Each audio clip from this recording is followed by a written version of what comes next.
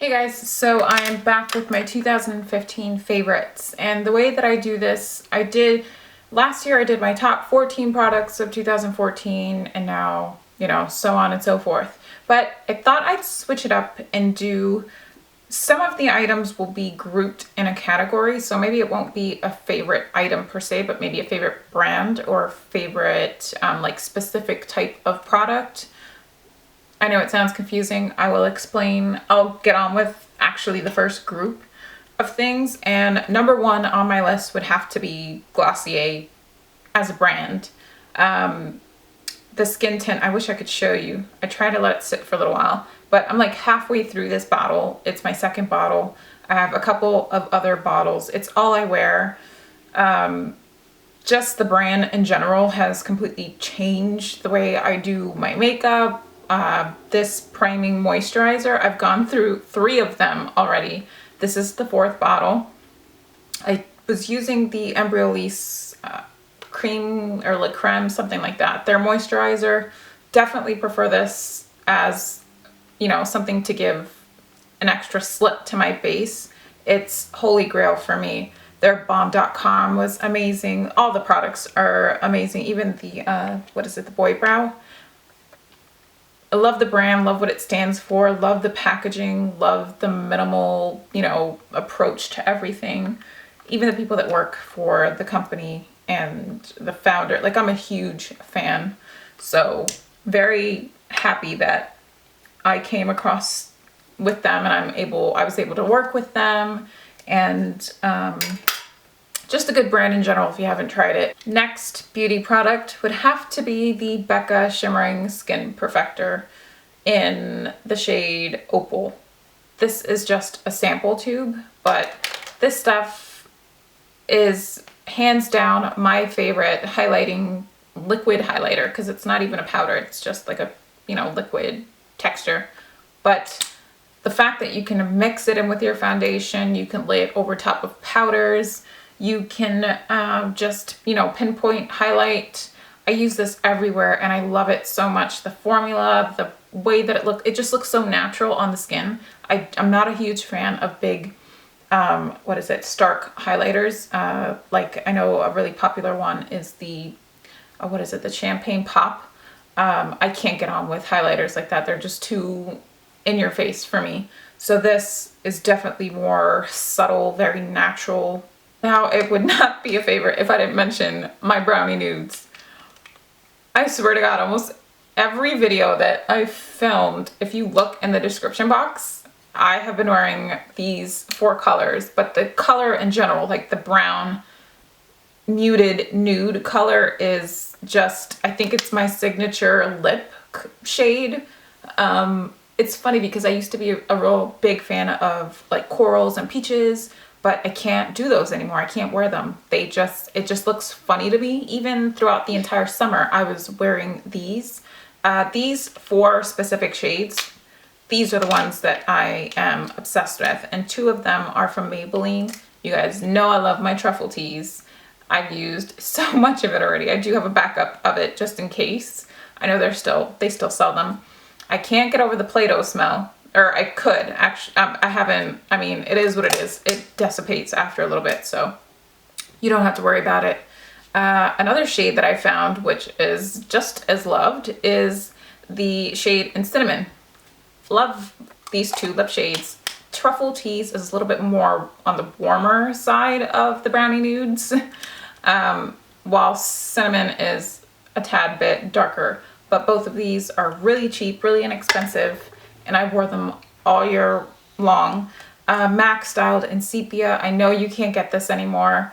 I'm so glad that I picked it up. But another similar one is the shade Stone by MAC, and I purchased that one as well. That one's a little bit more gray toned, where again this has some warmth to it, but they're really similar, and absolutely love that one. And then this Laura Mercier one in Milky Way. It's creamy, has that grayy, browny type undertone. It's not warm at all, so I'm not sure if you guys, if it's for everyone. I think it's a shade that would suit everyone. Maybe a super pale skin can't pull it off, Not even, because I've seen like really pale girls wear this and they look really good with it on. But those specific 4 colors have been on like my rotation list. I always come back to them. Next up, I have cream blushes. Cream blush was it for me this year. It was all I wore all summer long, and even now into the winter until just up until now. I've been using powder a lot more, but it's because I'm just lazy and I hate washing the brushes with the cream blush, and sometimes I don't want to get my finger dirty. I'm just being a lazy ass. But the shade that I used was this one from Jouer, and it is in the shade Petal. Their cheek tints are by far the best cream blush, hands down, ever. Like, they were in my top 5 holy grail of all time. Like, if I had to pick one blush, I don't know if it would be the specific color. Maybe it will be, because I own this and I think 2 other shades. Then another one I came across this year was the Tom Ford cream cheek color in pink sand. Now this has like a built-in highlight to it. So I found in the summer, sometimes I just wanted to wear the skin tint and some of this, and it's all I needed, and I curled my lashes and I was good to go. Next up is an eyeshadow, and this happens to be from Burberry, and it is in the shade Almond. This has been my crease color all year round.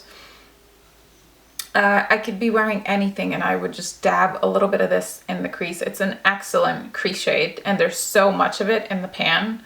So my stepsister got this for me actually a couple Christmases ago, and I still have yet to hit pan. And not that I wore eyeshadow every day, but even if you did, I don't think you can go through it like that. It's such a good shade. It's not too cool and not too warm, which is what I like about it. It's like right dead smack in the middle. So I think it's a really universal shade for everyone. And sometimes I even just wear it on its own on my lid and just buff it out, and it gives you a really nice smoky but yet natural look. So really good shade to have. Next up I have the Urban Decay Naked Skin Concealer, and this is in the shade Medium Neutral. I was like a huge NARS Radiant Creamy Concealer advocate. Like, I love that one, but I did find that after a while, using it, getting air into the tube would just dry it out completely, and then it would just get really like tacky and mushy. I don't know if you guys have ever experienced with it. I love it. It's a really good concealer, but I just think it dries out too quickly. Whereas this one is just really creamy. It's still pigmented. It's very moisturizing. Even I use this on, I want to get a darker shade just so that I can put it on blemishes. But I love this, especially for underneath the eyes, and the packaging is nice, but I stopped using that one almost. And this is pretty much all I use underneath my eyes now. Now I have a lip balm / lip color type thing, and it is the YSL Volupte Sheer Candy in the shade 13. This is my perfect lip balm. I have a backup of this because I just don't want to be without it. It lives in my purse, and it's one of those things where I don't need a mirror. I don't have to think about it. It has that brownie undertone to it that I look for. It's just really glossy and hydrating, and just, again, holy grail lip balm / lip color for me. Next item is the Burberry Fresh Glow BB Cream. I used this a lot all summer long, and it has an SPF of 20, but this has just that whole dewy skin. If I wasn't wearing the skin tint, I was wearing this. And if not, I mix the two up, because this is in the shade Dark, which I think it's a tad bit dark for me right now if I were to wear it. So I would mix it in with the skin tint. Ooh. And I really did. I like the packaging. It's travel friendly. It just looked like skin. I love all Burberry products. Like, their products are amazing, especially for the girl that doesn't really like to wear a lot of makeup.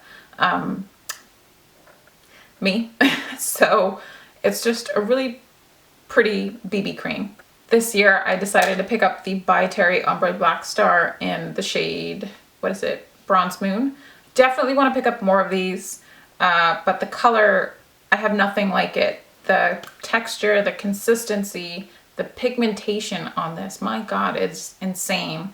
And it's like sparkly, but it's not chunky, like cheap looking sparkle. I think it's like a really grown up version of, you know, if you want to have fun with your eyes, you can definitely build it up and do like a really smoky eye. But I found myself just quickly doing this and rubbing it out with my finger and going, and I had a lot of people compliment me on this and ask me what I was wearing on my eyelids. So I was so glad that I tried this year. Next is a scent from Jo Malone, and this is the Nectarine Blossom and Honey. Oh, it's just so summery and fresh. Like smelling it makes me, I think about the summer. Very nostalgic, but absolutely love this scent. You can definitely pick up the peaches. Oh, it's just, it smells so good. And another scent that I am obsessed with, and I tried this later on during the year, but you know when you can tell that you love something right away and you'll always have it? That's how I feel about the Chloe scent that my daughter picked out for me. But, oh, I can wear this all year round, and it's one of those scents that, I don't know, I think scents smell different on everyone due to like body chemistry and things like that. Next are eyelash curlers. Where the hell would I be without eyelash curlers? Like, I depend on these. If I will not, I repeat, will not wear makeup if I don't have eyelash curlers. And these are the Shu Amora ones. I can't believe I waited this long to try them, but so much better than the Chanel ones that I had. Definitely grabs all of the lashes and gives them a nice even curl. Like I said, when I first purchased them, you have to really break them in kind of thing. But once you're past that part, it doesn't feel awkward to you. I guess it's all with like, I was used to using the Chanel ones, so when I tried these, they were different. But it grips every curl, the curl lasts, or it grips every lash and the curl lasts all freaking day. Next is another tool, and it is the Sigma 3D HD Kabuki brush, and this was sent to me by Urban Outfitters, I think it was, and I didn't even pick it out myself because I had purchased Sigma brushes years and years ago, and those are the ones that I have. But this, I like the triangular shape to it. I don't know if you could see, there you go. But I can definitely just push the, you know, foundation into my face and really just buff it in, and I feel that it really works it into the skin. I don't like that I have to clean it, and it's a pain in the butt to clean because it's so densely packed, but it's, I mean, whatever, I don't like cleaning my brushes anyway, who does? But this brush itself, like the handle's a really nice good size, it just really works everything in. And even with like concealer, because it has that flat tip, I can just really go in there and push it in the days that I didn't want to use my beauty blender or my fingers. And last product is this humongous palette that's pretty much covering up my face, the size of my face. And it is by Tom Ford, and it is their bronzer in Terra. I used the shit out of this. It's such a good contouring / bronzing shade. It does both for me. I like that it has the nice big mirror. I do like this humongous packaging. I know it's ridiculous, and they do a smaller size, but love it. I think it's worth the money, well worth the money. And it's one of those like universal flattering shades too. I think it'll work good for everyone. And again, not too cool, not too warm and orangey toned. I know it might look a little bit orangey on camera, but I think it's my camera setup and the natural lighting, but on the face it just doesn't translate that way. And I was so happy to try this. This is actually my favorite bronzer, I think, of all time. Love all these products. I'm sure you've seen them in my favorites, but these were mainly, like, I narrowed it down to stuff that I really, things that brought back memories or things that I just use on a daily basis. Happy New Year. I don't even know when this video is going to go up, and we'll see you in the next video. Bye.